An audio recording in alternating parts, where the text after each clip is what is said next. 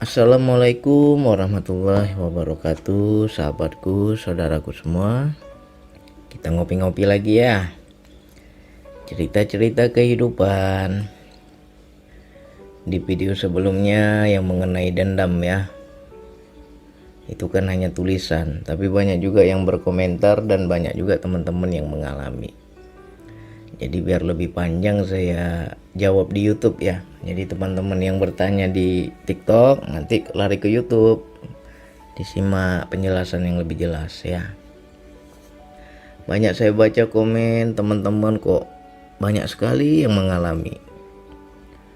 Sekarang saya melalui ujian ini berat rasanya ingin sabar. Ya berat, memang berat. Namanya sabar itu ya berat. Kalau ringan ya nggak sabar namanya, bukan sabar. Kalau sesuatu kesabaran itu ya berat ya. Saya tidak ada dendam terhadap siapapun. Jikalau saya menghindar apakah itu salah? Nah, apalagi Bang, terus makhluk penguji itu dosa nggak?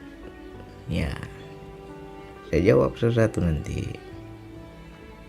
Dendam sih enggak, menghilangkan rasa sakit itu susah banget ya kan. Jadi saya jawab dulu. Penguji, bersyukurlah kita bukan dipilih Allah atau diizinkan Allah untuk sebagai bahan ujian ya. Bukan orang yang dipilih untuk menguji ya. Jadi kalau kita selalu melihat makhluk, sampai kapanpun kita akan penuh kebencian kepada makhluk. Akan ada sakit hati, akan ada dendam, akan ada nggak nerima, akan ada rasanya terluka ya. Tapi kalau kita bypass, bagi orang-orang yang sudah mengkaji diri, mengenal Allah, maka tiada lagi dia melihat makhluk. Lantas siapa yang dia lihat Bang? Allah. Melihat Allah yang bagaimana Bang? Ya sejatinya makhluk ini diizinkan Allah untuk menguji kita. Jadi kalau ditanya apakah makhluk yang jadi penguji itu berdosa Bang? Ya berdosa karena Allah mengizinkan, bukan mengkehendaki. Beda ya, dikehendaki Allah dengan diizinkan Allah. Kalau dikehendaki itu diperintahkan, tapi kalau diizinkan diperbolehkan. Sama halnya seperti iblis. Ketika iblis terlaknat, diusir, Allah bilang apa? Ya, iblis bilang apa? Karena engkau telah menyatakan aku terlaknat, aku terusir, maka aku akan menggoda anak cucu Adam, akan ku ajak juga mereka ke neraka. Lalu Allah berkata, silakan kalau kamu mampu. Bagi hamba-hambaku yang beriman kamu gak akan mampu. Dan itu salah satu bentuk diizinkan, bukan Allah perintahkan ya. Begitu juga banyak orang yang dipilih Allah sebagai penguji untuk diri kita ya kan.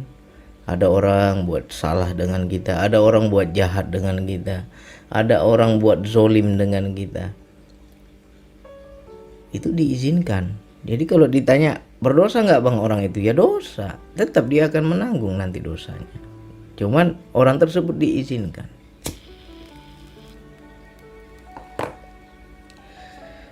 Nah jadi bagi teman-teman, banyak kita nggak tahu dampak dari sakit hati, banyak kita nggak tahu akibat dari menyimpan kebencian, dendam terlalu lama, apa saja dampaknya bagi hidup kita. Nah andai kata kita tahu, nggak mau kita sakit hati sama orang, nggak mau kita benci sama orang, nggak mau kita dendam terlalu lama. Cuma kebanyakan manusia dendam karena mereka nggak tahu dampaknya ya. Ini saya ya tebak-tebak buah manggis ya kan. Survei mengatakan, tak survei dari mana ya kan. Survei mengatakan 90% orang yang menyimpan sakit hati, orang yang dendam akan punya penyakit dalam. Penyakit dalam yang bagian mana Bang? Ya anggota dada dan perut. Bisa sakit jantung, bisa sakit lever, bisa sakit lambung, bisa sakit ginjal. Ya, rata-rata penyakit itu muncul diakibatkan menyimpan kebencian kepada orang lain. Ya. Jadi bagi siapapun, saudaraku, sahabatku, siapapun di sini yang masih ada secuil sakit hati dengan orang, masih ada benci dengan orang, ya, silakan periksa diri Anda. Apakah yang saya bilang ini benar? Ya, 90% rata-rata pasti bermasalah dengan penyakit di bagian dada dan perut.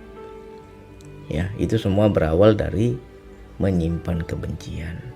Nah, cuma kebanyakan kita nggak mengetahui hal ini. Akhirnya apa? Bertahun-tahun kita berkerak itu kebencian itu.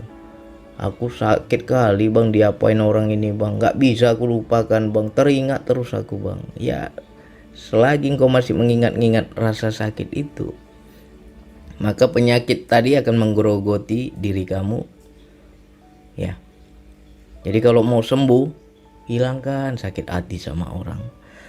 Andai kata bang, tapi terlalu sakit bang, rasanya nggak termaafkan orang ini bang. Ya, maafkanlah demi kesehatan dirimu sendiri. Saya pernah, saya dianiaya, dizolimi, saya difitnah, saya dijahati, dan itu betul-betul hati saya sakit. Ketika hati saya sakit, apa yang terjadi? Drop saya, jatuh saya. Ya, sampai 13 kilo turun berat badan saya gara-gara sakit asam lambung, penyakit GERD atau anxiety, penuh kecemasan, penuh bisikan, penuh ketakutan, penuh was-was. Ya, semua itu berawal dari kebencian tadi, ya kan? Ketika saya betul-betul ibaratnya ya tak berdaya, saya betul-betul rasanya di situ putus asa antara hidup dan mati, ya kan. Istri ajak berobat ke rumah sakit, saya nggak mau. Saya menganggap ini sakit dari Allah ini. Ini bukan sakit yang biasa, ini agak aneh sakitnya ini, saya anggap kan. Jadi saya menganggap juga Allah yang bisa sembuhkan saya. Jadi saya ketika diajak berobat nggak mau. Makan 2 sendok muntah lagi, nggak masuk nasi ya. Makan lagi muntah lagi. Sampai berat badan turun 13 kilo. Nah, di posisi antara kita putus asa, kecewa, pasrah. Jadi lebih kepada putus asa lah yang saya alami kan. Selalu saya minta sama Allah, bukan minta ibaratnya oh ya udah pasrah lah. Pasrahnya pasrah kecewa, pasrah putus asa. Kalau engkau mau ambil nyawaku sekarang, memang udah waktuku mati sekarang, ya ambillah ya Allah. Aku udah siap ya Allah. Ya, menderita kali aku sakit ini ya Allah. Nggak ada semangat hidup ya. Tentang dunia ini betul-betul terlupakan karena kita merasa diri ini paling terpuruk kan. Lalu di kondisi saya ya antara sadar dan nggak sadar, di situ seolah-olah Allah itu menasehati saya. Ditampakkan semua orang-orang yang pernah saya benci, ditampakkan orang-orang yang menzolimi saya itu. Allah bilang apa? Sakitmu ini mudah aja kalau kamu mau sembuh. Kamu maafkan itu orang-orang itu. Ini kutampakkan, disinilah penyebab penyakitmu. Engkau benci si fulan, benci si fulan, benci si fulan, ya kan? Akhirnya ya kayak nonton film, kita dikasih lihat sama Allah. Lalu saya berserah, sadar, saya mohon ampun, saya menangis. Ya Allah, aku lupa ya Allah, selama ini kulihat makhluk aja yang sakiti aku. Selama ini yang aku pandang makhluk, nggak aku pandang engkau ya Allah. Aku nggak tahu itu semua campur tanganmu ya Allah. Sejatinya engkau lah yang sedang menghukumku. Mohon ampun sama Allah. Ya, istighfar, mohon ampun, mengakui kesalahan diri. Akhirnya saya menganggap saya harus maafkan mereka. Padahal sakit ya, kalau dipikir-pikir ya semua orang. Kita ini bukan tembok, punya hati, pasti punya juga sakit hati. Nggak bisa kita bilang nggak sakit hati ya kan. Tapi ya saya demi sayang dengan diri saya maafkan ya. Untuk apa aku benci? jika benar aku dengan memaafkan mereka aku jadi sembuh, aku pilih maafkan ya Allah. Akhirnya saya hilangkan kebencian, saya belajar menerima rasa sakit, ya, menerima penghinaan, menerima apa yang mereka zolimi, saya maafkan ya. Dan di situ apa yang terjadi? Kalau nggak salah siang itu ya, saya betul-betul merintih kesakitan sambil mengadu sama Allah. Sambil saya mengadu kepada Allah, lalu di sore harinya saya bisa makan ya. Awalnya saya makan 2 sendok muntah, di sore itu betul-betul saya makan itu nikmat, ada rasanya, ada seleranya, ada nikmatnya. Sampai istri awalnya mengambil nasi sedikit karena dianggapnya saya lagi sakit kan, nggak seperti saya makan normal gitu. Rupanya ketika dia kasih nasi sedikit itu habis. Lalu saya minta tambah lagi, kurang, saya bilang tambah lagi nasi. Saya makan itu betul-betul hari itu makannya lumayan banyak. Ya. Lalu perbanyak istighfar. Perbanyak mohon ampun, perbanyak saya melihat kesalahan diri. Mungkin ini penyebab dari salahku juga, nggak mungkin orang zolim padaku kalau aku nggak ada salah, mungkin ini salahku juga. Minta ampun sama Allah ya, lalu saya maafkan semua orang-orang yang saya benci itu. Di situ tubuh ini kok seperti ada tenaga baru ya. Dan akhirnya apa yang terjadi? Sembuh saya, nggak ada berobat, nggak ada ke dokter, nggak ada minum obat, hanya berdamai dengan diri sendiri, mohon ampun sama Allah, dan belajar memaafkan. Itu aja obatnya. Jadi bagi teman-teman yang saat ini punya penyakit dalam, diingat antara dada dan perut. Ya, itu penyakit dalam kan. Pasti kalian ada benci dengan orang. Belajarlah berdamai dengan diri sendiri. Saya memilih, saya ingin sembuh gitu ya. Allah bilang, kau mau sembuh nggak? Mau ya Allah. Kalau kau mau sembuh, maafkan mereka. Mana yang lebih kau pertahankan, benci dirimu atau kamu sehat, kamu sembuh? Ya saya pilih sembuh. Saya pilih sembuh lah ya Allah. Kalau betul aku bisa sembuh, aku maafkan mereka. Akhirnya saya maafkan. Ya, tubuh saya sehat, kehidupan saya lebih nikmat. Akhirnya bangkit lagi kita dari keterpurukan. Ya kan? Nah, kenapa kok dari komen teman-teman tadi berat bang, nggak bisa aku maafkan bang, sakit kali rasanya bang, aku terlalu terlalu perih bang. Kenapa? Karena kalian masih melihat makhluk ya. Coba kalian pahami bahwa makhluk tersebut diizinkan Allah untuk menguji kamu. Makhluk tersebut diizinkan Allah untuk menguji keimanan kita. Allah sedang mengajarkan arti sabar. Gak ada istilah sabar kalau kesabaran belum diuji. Ya. Kamu mau tahu tentang sabar, kata Allah? Mau ya Allah? Ya aku uji dulu, aku tes dulu, kata Allah. Nah, jadi di situ kita baru paham, oh ini arti sabar. Ya. Lantas jangan lagi terjebak dengan masa lalu. Sakit hati, dendam, gak terima, merasa terluka, merasa terzolimi, itu semua masa lalu. Udah terjadi. Jadi jangan lagi hidupmu selalu memikirkan masa lalu.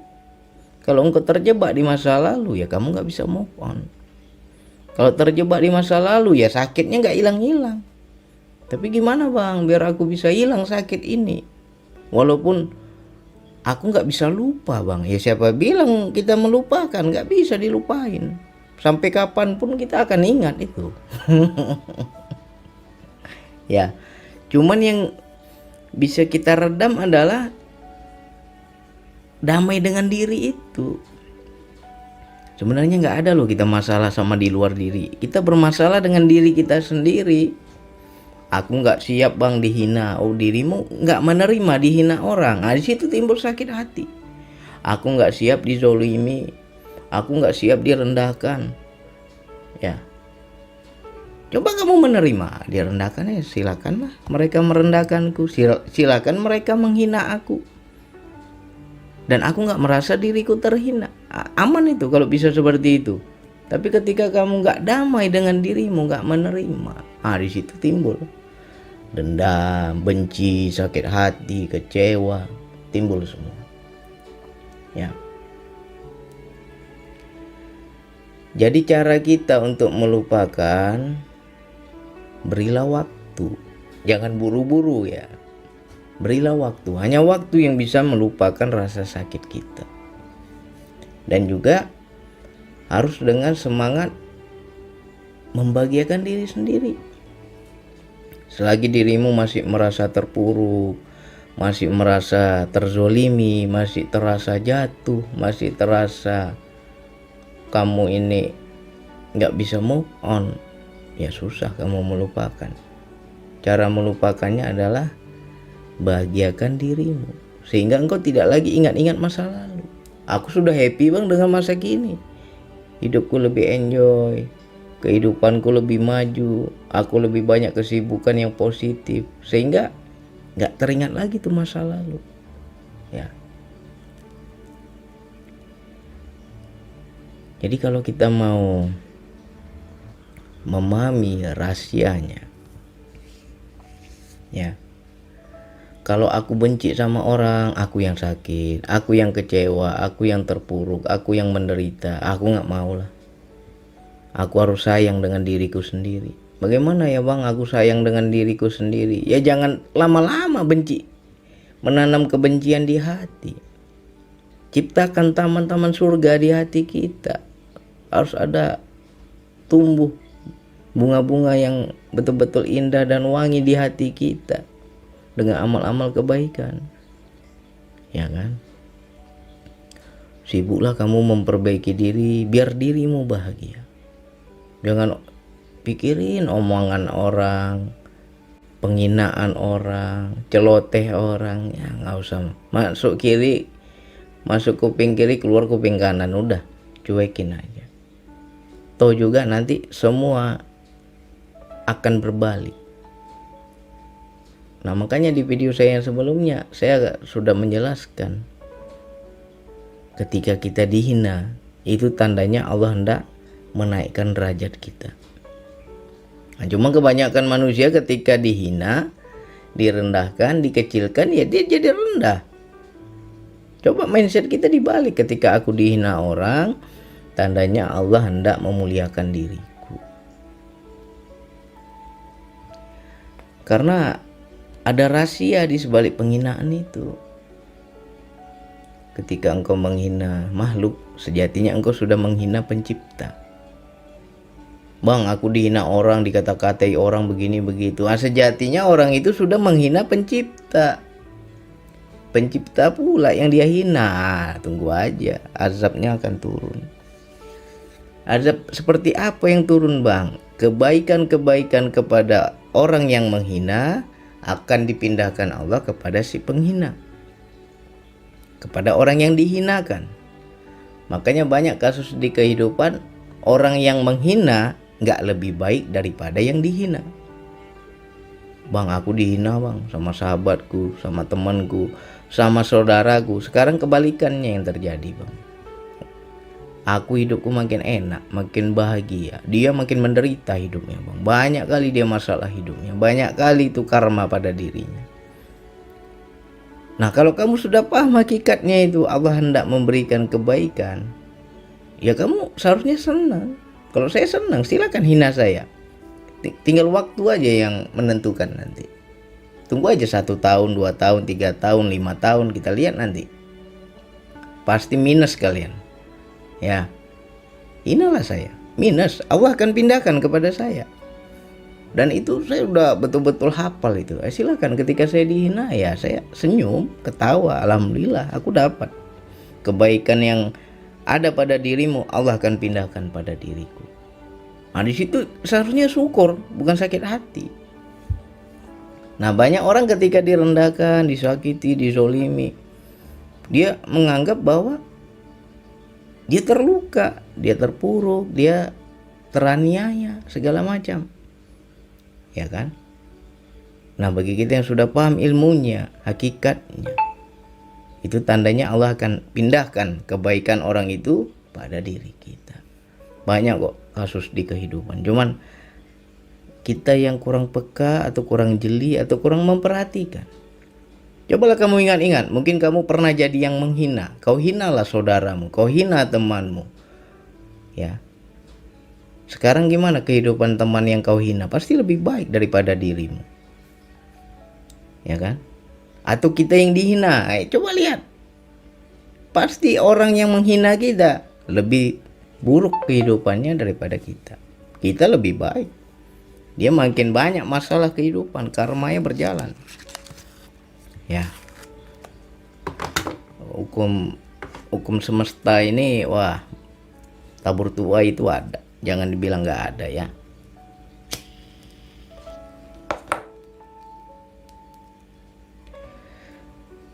Jadi bagi teman-teman yang selama ini masih benci bang, masih sakit bang, masih terluka bang, orangnya masih kuingat bang, perbuatannya, orangnya nggak bisa kulupakan bang. Nggak apa-apa kamu nggak bisa melupakan, nggak apa-apa. Yang penting kamu jangan merasa terluka. Nah, kalau kamu masih menyimpan rasa terluka, ini susah. Kamu harus kembalikan kepada Allah. Ya Allah, nggak akan terjadi ini semua kalau engkau tidak izinkan ya Allah. Tidak ada daun yang gugur selai daun yang gugur tanpa izin Allah. Jika ini terjadi kepada diriku, sejatinya ada juga izin Allah. Ya. Ada orang hendak mencelakaiku, memfitnahku, menjatuhkanku. Kok bener ya bang? Terjadi bang, aku jadi hina, aku jadi terjatuh. Ya situ ada izin Allah. Kenapa Allah izinkan? Sebagai penguji untuk diri kita, atau bisa juga sebagai hukuman untuk diri kita. Ya, pasti kita juga ada salah. Mungkin kita yang nggak sadar. Makanya saya bilang berulang-ulang, apapun masalah hidupmu, obatnya cuma satu, solusinya cuma satu, mohon ampun sama Allah. Ya, halus loh. Allah menghukum kita lewat makhluk tuh halus. Seandainya gini ya, disempitkanlah rezekimu sama Allah. Bang, aku lagi terpuruk bang, aku lagi nganggur bang, PHK bang, keuanganku sempit bang. Pasti engkau langsung bilang, aku sedang diuji bang sama Allah. Ya kan? Ketika soal rezeki engkau akan bilang aku diuji sama Allah. Tapi ketika engkau punya masalah dengan sesama makhluk, kenapa engkau nggak bilang itu ujian Allah juga? Kenapa nggak nampak Allahnya? Kenapa hanya makhluk yang kau lihat? Banyak manusia nggak bisa melihat Allah. Bang, aku disakiti orang. Kenapa engkau nggak melihat? Kenapa ya Allah mengizinkan orang ini untuk menyakitiku? Kenapa Allah nggak tahan? Kenapa Allah nggak bentengi aku? Kenapa Allah nggak lindungi aku? Kok ketika orang ini menyakitiku, kok Allah izinkan? Dan itu terjadi. Pasti ada pesan di situ kan? Mungkin aku dulu salah. Mungkin dulu aku sombong. Mungkin aku dulu merasa diri. Akhirnya Allah uji. Ya kan? Jadi pandanglah Allah di sebalik makhluk. Kalau bisa kamu memandang daun aja nggak bisa gugur kalau Allah nggak izinkan. Nah, itu baru urusan daun ya. Bagaimana jalan hidupku ini? Kenapa kok selalu sial? Selalu banyak keburukan yang datang. Selalu hidupku terpuruk. Ada aja beban masalah. Ada aja membuat aku susah hati. Nah, ketika susah itu sejatinya hukuman sedang berjalan. Ya kan? Gak tenang, susah, kepikiran, benci terlalu lama. Jangankan lihat orangnya, dengar namanya aja udah benci kita kan. Ya sejatinya engkau belum damai dengan dirimu.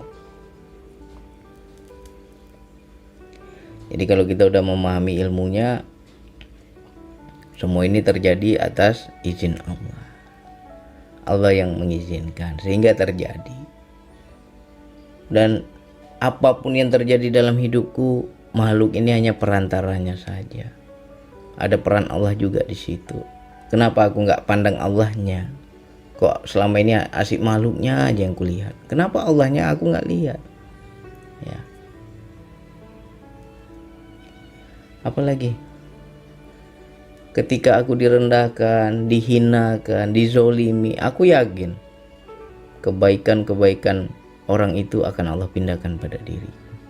Tinggal waktu yang menjawab. Nah, ketika engkau sudah mindsetmu seperti itu, kamu nggak susah dikecilkan orang, kamu nggak susah dihina orang, kamu nggak susah dizolimi orang, nggak susah. Justru berterima kasih, makasih. Tunggu waktu aja, kita lihat nanti. Hidupku makin happy, makin bahagia, dan kau akan lebih menderita. Ya. Nah, itu coba mindset seperti itu ya ditanamkanlah di hati kita. Jadi nggak ada lagi masalah sama makhluk lah. Ini urusanku dengan Tuhan aja, ini bukan dengan makhluk ini. Ketika engkau bisa tembus ke situ, wah enak. Kita tahu Allah lah yang menghinakanku. Makhluk ini hanya perantaranya saja.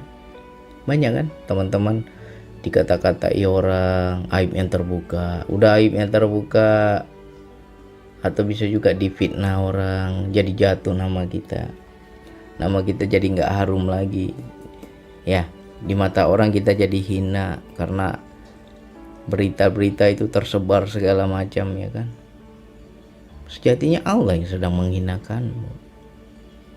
Ya, sama halnya dengan aib. Bang, aku dijelek-jelekin temen bang, sehingga ketika aku dijelek-jelekin aku jadi dipecat bang, ya kan, aku jadi dibenci bang.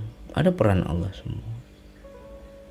Di mana tempat bergantung kita ketika kita betul-betul dibuat tak berdaya, dibuat terpuruk, itu di mana? Kemana engkau akan mengadu? Nah, kebanyakan manusia disakitin, dizolimin, diburu-buruin, sakit hati. Udah sakit hati, ngadunya kemana? Ke dukun, datangnya orang pintar, ya kan. Akhirnya berhubungan dengan sihir, ingin juga membalas dengan rasa sakit. Itu nggak akan selesai. Ya, coba cepat-cepat aja minta ampun. Aku mohon ampun ya Allah. Sejatinya ada campur tanganmu juga ya Allah. Ya. Jadi mudah-mudahan teman-teman yang mendengar ini bisa ya koreksi diri. Siapapun di sini yang punya penyakit dalam, pasti kamu bermasalah dengan hati, kamu bermasalah dengan pikiran, kamu bermasalah dengan prasangka.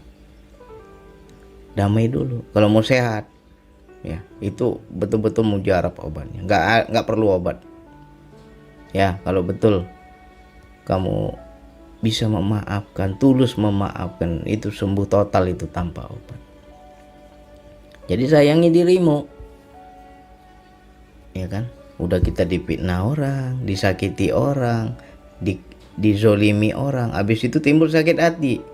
Udah timbul sakit hati, timbul penyakit zohir, yang semua awalnya dari penyakit hati dulu, ya kan, merembet jadi penyakit zohir. Kena asam lambung, kena ginjal, kena sakit jantung, ya kan, kena sakit liver, ya, kena sakit paru-paru. Nah, berkaitan itu semuanya.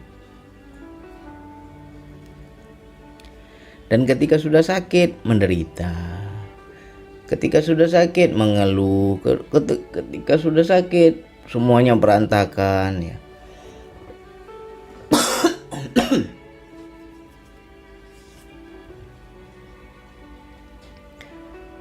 Apa yang terjadi? Susah hatimu, tambah susah. Udah susah sakit hati dengan orang, nih susah penyakit lagi. Itu sejatinya hukuman, azab itu sebenarnya. ya. Jadi kalau kita mau lupa, makna lupa di sini bukan berarti nggak ingat sama sekali, enggak. Makna melupakan di sini yang sudah terjadi ya sudah, jalani hidup. Aku nggak lagi ibaratnya ketarik-tarik dengan masa lalu. Aku melihatnya sekarang ke depan. Bagaimana hidupku ke depan? Aku harus bahagia. Tanamkan di dirimu seperti itu. Ya. Nah, ketika kita lebih enjoy, kita lebih sibuk dengan hal yang positif, yang manfaat, hidup kita, semangat kita, karir kita selalu kita arahkan kepada yang positif, maka rasa sakit itu pelan-pelan akan berkurang. Intinya damai dengan diri sendiri, belajar memaafkan. Itu aja obatnya. Ya. Gak ada guna dendam sama orang. Apa enaknya coba? Ya. Jangan sampai kita digerogoti nafsu, jangan sampai kita dibisikin tapi nggak ngerti.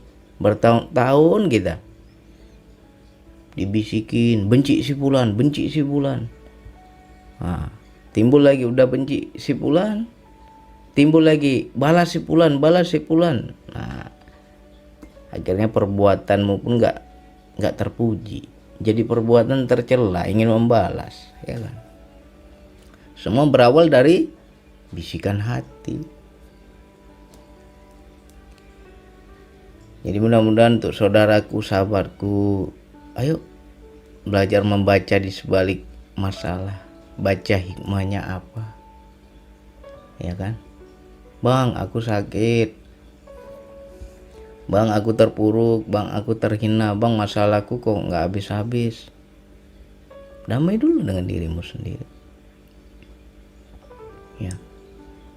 Jangan sampai kita menyimpan kekotoran. Awalnya kotor, awalnya bau bangkai, akhir itu apa lagi yang datang? Lalat yang datang. Tapi kalau hatimu seperti taman bunga, kupu-kupu yang datang. Hatimu wangi, madu yang datang, lebah yang datang, ya kan? Jadi siapapun teman-teman di sini, sahabatku, mudah-mudahan hatinya semakin lapang. Hindari sakit hati, ya. Pahami kita tuh sebenarnya nggak ada masalah dengan orang lain, tapi kita bermasalah dengan diri kita sendiri. Kenapa bang? Kok aku bermasalah dengan diriku bang? Ya engkau nggak menerima, engkau nggak bisa memaafkan, engkau masih menyimpan dendam. Masalahmu dengan dirimu sendiri. Ya, maka damailah dengan dirimu, baru sekelilingmu juga ikut damai. Oke, silakan diulang-ulang. Mudah-mudahan hati kita seperti taman bunga yang terpancarkan aroma wangi, ya kan? Yang terpancarkan kesejukan, kenyamanan, apalagi yang terpancarkan banyak vibrasi kebaikan yang datang, ya. Kalau taman itu udah wangi, wah semua datang. Kebaikan-kebaikan gak perlu kau minta, gak perlu kau harap, datang sendiri. Maka hidup kita akan lebih bahagia. Oke, silakan diulang-ulang. Bagi yang kena kopi pahitnya, introspeksi diri. Ya, jangan sibuk zohir aja yang kita obati. Batin gak pernah diobati. Ya, bang aku sakit ini, sakit itu, aku ke psikiater, aku ke dokter, aku ke alternatif, ya. Zohirmu yang masalah itu aja yang kau perbaiki, yang kau obati. Tapi bagian batin, bagian jiwa, bagian pikiran gak pernah kita mau obati, gak pernah kita mau sentuh, ya. Gimana kebahagiaanmu datang? Oke, silakan diulang-ulang. Mudah-mudahan kopi pahitnya pas dan hidup kita bisa lebih enjoy, lebih bahagia. Banyak orang gak bisa memaafkan karena dia gak bisa memandang di sebalik makhluk. Pandanglah Allah di sebalik makhluk, damai hidup kita, ya. Hanya itu yang bisa saya sampaikan. Wassalamualaikum warahmatullahi wabarakatuh.